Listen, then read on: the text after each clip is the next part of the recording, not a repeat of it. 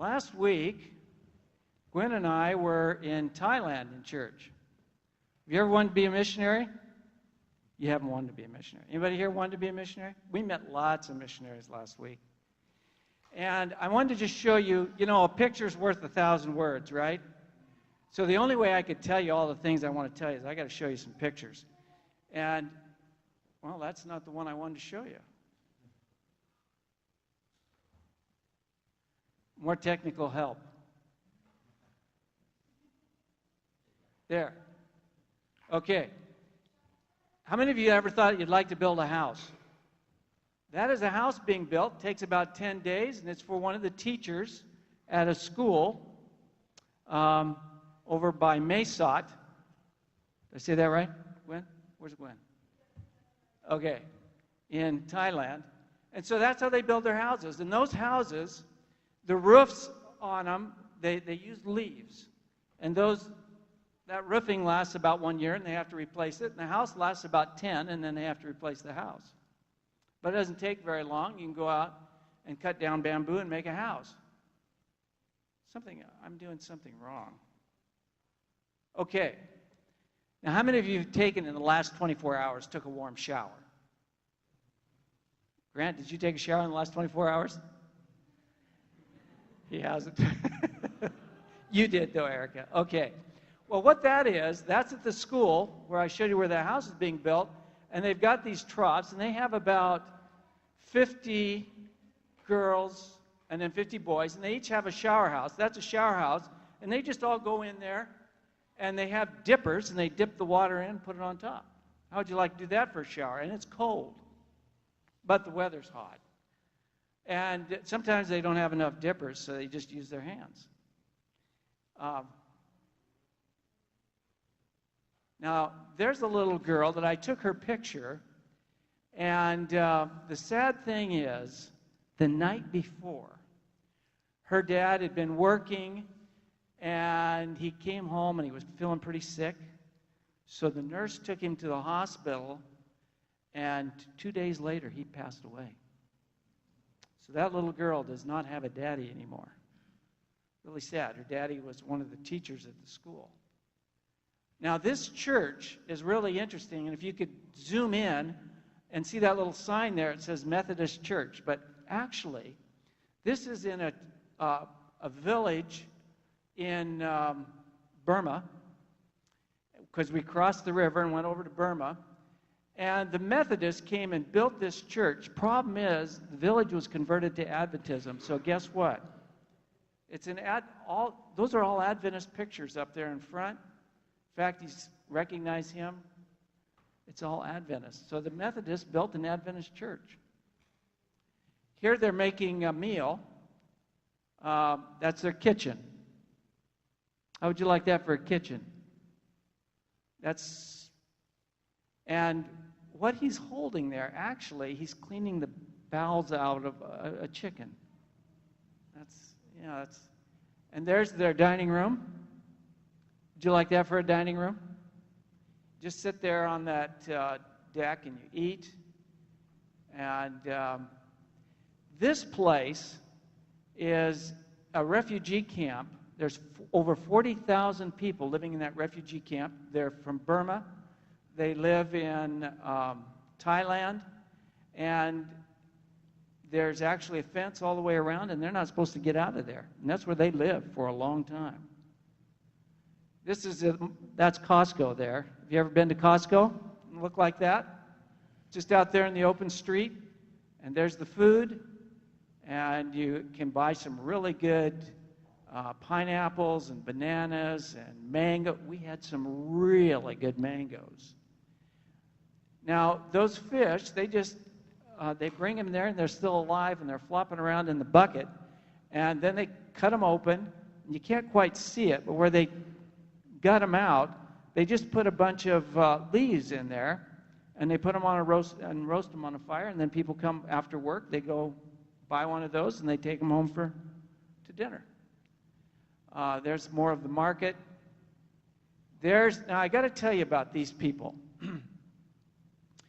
You can see Gwen, and then right beside her is a young lady by the name of Sherry. Sherry is a nurse, but she has quit her nursing job so she can work in the slums, and you're going to see some pictures of the slums. Her sister is a school teacher. She's quit working so she can help people in the slums. And Josh, I got to tell you about Josh. He grew up right where we lived in eastern Washington. I never met him, but I mean, the town where we lived had a population of 500. So we should have ran into each other. I don't remember ever seeing him. His dad was the pastor of the Baptist church in Rice, Washington, and 7 people go to that church. Not a big church. Well, Josh ended up becoming a drug dealer and was living a terrible life. And there was a girl at a party where he was at, and she grew up a Seventh-day Adventist, but she was doing drugs. He was selling drugs. And she told him, she said, you need to get your life straightened up. And she told him about Adventism. Well, later, she decided she was going to follow Jesus. And she decided, since she had talked to Josh about it, she really encouraged him. She said, Josh, you need to give your heart to Jesus. And he did. And the interesting thing is she is also a missionary in Thailand. But he's married to somebody else. So he ended up, he read in the Bible that if you follow Jesus, you give everything you have. Now, is that the way, Grant, that you follow Jesus? Is that what the Bible says? You give up everything for Jesus? So you know what he did? In fact, he did it twice. He just gave everything away that he had because he decided he was going to follow Jesus. And then he got back into drugs, and then he went back again, and he had everything he had, and he just gave it away because he was going to follow Jesus. Now he works full-time in the slums. His wife is a manager of a large hotel in Bangkok, and she just quit her job because she's going to work there too. And so the 4 of them are working in the slums, and they have a church there in the slums. And so this is the slums, and we can't see. Is there any way to make those things brighter? Or okay. Can we easily dim the lights? Because these slums, I really would like people to see these pictures. Okay. By the way, Dennis, who's standing there talking to this lady, he was also a drug dealer and went to prison. And he was in prison with somebody who was taking lessons from, was it Amazing Facts? And he ended up becoming a Seventh-day Adventist, and he's a Bible worker now in Michigan, where my son is a pastor. So we're starting to see what these people live like. You get no sense of it, really, by looking at these pictures. Off those planks, now this is the main thoroughfare back into that part of the city where there's over 500 homes here in the slums. And if you drop something down, that's all water under there, and that water is pure black. And their sewer and everything goes right there into the water. The king owns that land, and he said, you know, people need to have a place to live, so they built slums on that. And this is more of the slums, one of the houses. Interestingly enough, some of those houses are actually fairly clean. This is one of the back ways of getting through the village, or whatever it is. Here's a man. If you could see those steps, if you get under the steps, there's just black water under there. Just water. Black, full of trash. Now, there's some of the water. Interestingly enough, they have a little landscaping. See the plants there? And so they have to walk around on top of this old, dirty, filthy water. The sewage goes into there. There's garbage all the way floating around. And you can see what happens to those houses. If you look at that, they start sinking down into the water. And the floors open up, and there's actually, what are those things called, Gwen? Anyway, some kind of a lizard that anywhere from 2 to 10 feet long. They crawl up in those houses. So there's some more. You can just see that wall there is probably somebody's bedroom. and all that trash, they just live on top of it. There's one of the girls. She's kind of about your age. But look that's where she lives, is on top of this muddy, yucky water. There's Sherry, one of the workers there in the slums, and somebody there she's talking to that just eating her lunch, has some rice. And it's really interesting to me. This lady, her hair is actually well kept, and I mean, she looks quite normal, but that's where she lives. There's one of the boys that live there in the slums. Looks like a really nice kid. I couldn't talk to him because we don't speak the same language, but most likely, unless there's a miracle, he'll end up being a thief or a drug dealer or something. And he's a nice kid. Some more kids out there. That's the little 7-Eleven store. They have a few of those there in the slums, and that's where people buy their food. And somebody's got a dog. That dog happens to belong to one of the members of the church there in the slums. This man was in a motorcycle accident, and he's crippled, can't move around. He has to have somebody help him. And so the team is there talking to him. You can see Gwen's back is to the camera. This girl, you see where her foot is? Things settle down, and so that's one of the concrete planks. But the house where she lives is really settled pretty bad. She's crippled. She can't move herself around. And her foot is stuck right there. She can't pull it out. Somebody has to pull it out for her. So we pulled her foot out and helped her into her house. And she's fairly retarded. But she goes to church every week and really likes these people when they come and visit her.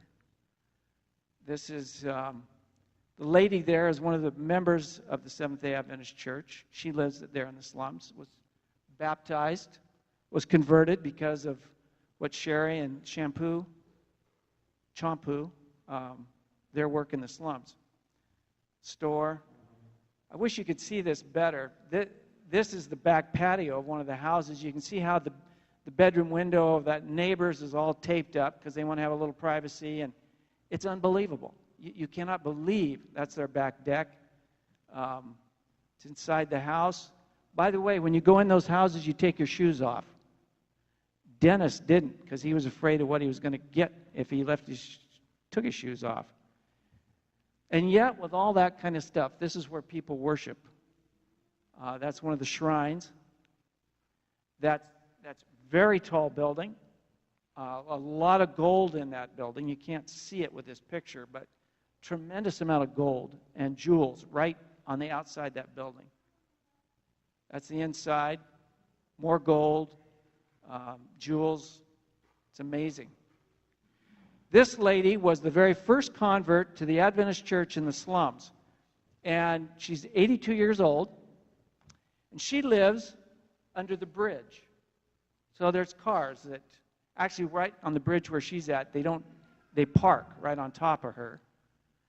She just found this place under the bridge, and she made up this little house under there, and that's where she lives.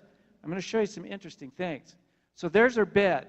Now watch what's right. If you poke your hand through the curtain there and drop something, that's what it goes into. That's where the head of her bed is right there to the right, and that's where she sleeps, right on top of that garbage. And black water with sewer in it. Here they're inside. That's her bed. You can see Gwen and Joe and Josh are sitting on it, and Josh is explaining that every time it rains, the water just runs. That's the concrete for the bridge. And water just runs under there and drips all over the place. And so we were trying to figure out a way to control that water. There's one of the workers, and you can see, if you could really see it, the floor is opened up in different spots, and you look right down into that black water. Now, this lady was somebody we met on the airplane. She's Chinese, And Gwen and her happened to be sitting together, and they just hit it off, and they were talking. She teaches at the university in Thailand, one of the universities. She teaches business. She said most of the teachers, the foreign teachers, are either Chinese or American, and mostly American. She spoke English very well, and so Gwen got telling her why she is a Christian, and this lady said she wanted to learn more about it. She said in these communist countries, she's from China, she said the problem is we've realized the theory of communism breaks down because of people being immoral. And she said, so we need something, and they've now approved 4 churches. It's Buddhism, Christianity is one of them, and I forget the other 2. Islam and Shintoism. So there's the pictures, a lot more. Wish I could have taken you with me, but there wasn't enough room on the airplane. So you can go back to your seats. Thank you. Should we pray before you go back? Grant, would you pray for these people? Dear Father, please help everybody around the world learn about you. Thank you that we have lots of missionaries that are helping all these people, and please help them to know what's right, and please be with these people in Jesus' name, amen.